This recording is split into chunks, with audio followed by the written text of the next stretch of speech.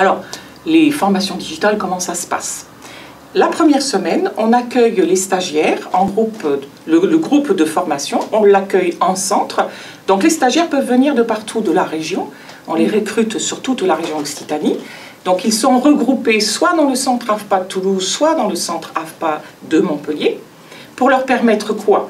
D'abord de faire connaissance avec l'équipe de professionnels, de faire connaissance entre eux, parce que travailler entre pairs, ça va être très important pour la suite des événements, de régler toutes les questions logistiques et administratives, de s'approprier les objectifs de formation et surtout d'apprendre à manipuler la plateforme numérique Métis qui va être le lien dans une formation à distance entre eux et nous, et entre eux-mêmes d'ailleurs.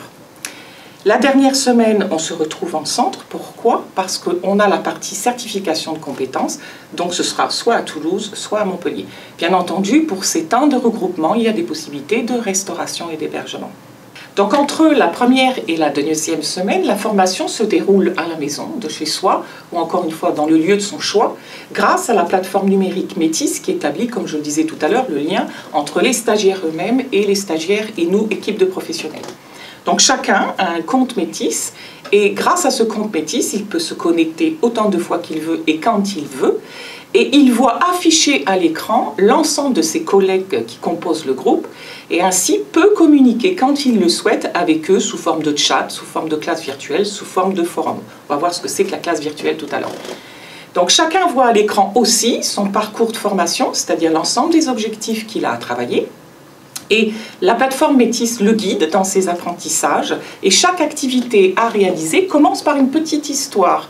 Alors au début, l'histoire est plutôt assez importante et c'est de façon à rendre ludique un peu le travail à réaliser. Et puis chacun sait hebdomadairement ce qu'il a à faire, ses consignes de travail, quand est-ce que les stagiaires vont se retrouver avec le formateur et quelle production il doit rendre.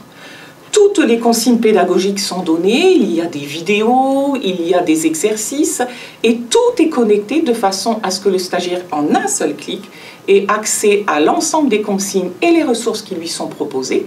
Et toutes les productions s'enregistrent automatiquement sur la plateforme Métis, de sorte à ce que ce soit facile. L'informatique ne fonctionne que lorsque c'est simple.